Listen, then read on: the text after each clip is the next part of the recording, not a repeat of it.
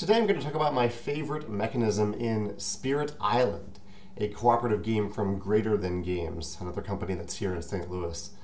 I played my first game of Spirit Island this past week, and I was really impressed by it. It's one of the most unique cooperative games I've ever played for a number of reasons, but I'll start out with thematically, which is that you are playing these spirits that occupy an island, and the island is doing just fine without any trouble. You have inhabitants of the island, your spirits of the island, and suddenly these colonists show up and they want to occupy and build on the island.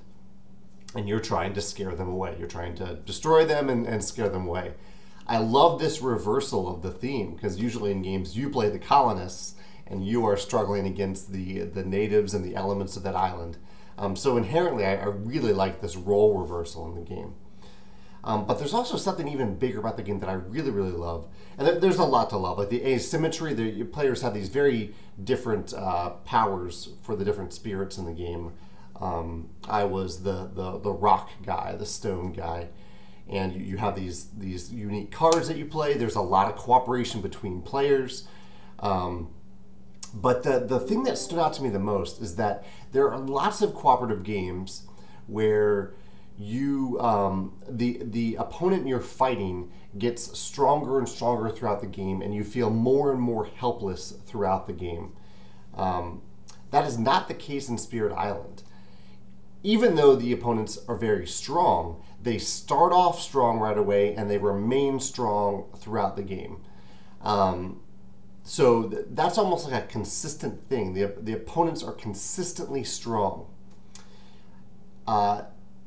The spirits, though, they get better throughout the game in a number of different ways.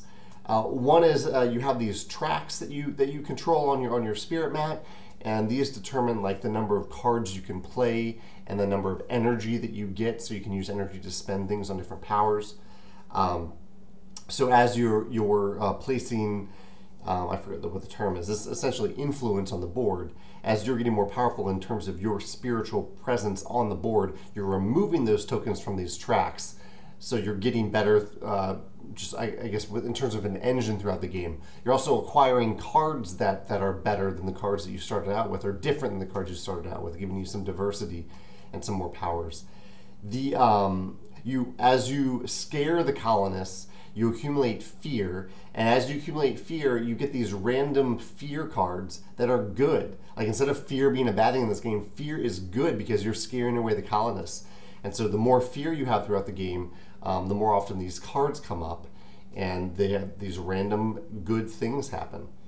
Also, your victory condition actually gets easier as the game progresses. At the beginning of the game, your goal is to destroy all colonists, all towns, and all cities. Those are the 3 different tokens that are put out on the board.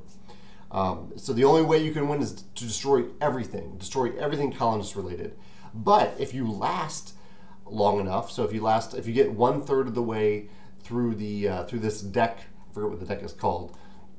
If you get 1/3 of the way through the deck, the win condition changes to be that you only have to destroy the towns and cities. And then the last condition is you only have to destroy the cities. So the win condition actually gets easier the longer you last throughout the game, which is a really interesting mechanism there as well. So all these things combined, the tracks, the cards that you acquire, the fear element, and the win condition itself, 4 different things, they all make you feel more and more powerful throughout the game. Like you yourself are advancing and getting stronger and stronger, even though the enemy is consistently strong throughout the game. I really like that you get to feel like you're ramping up and that you feel less and less helpless throughout the game, despite the strength of the opponent. And this makes the game really enjoyable throughout, rather than giving you that helpless feeling where you don't have control of your own fate, as I see in many cooperative games. So really well designed game here. I highly recommend you, if you're designing a cooperative game, I highly recommend you play this game to experience it and see how it works.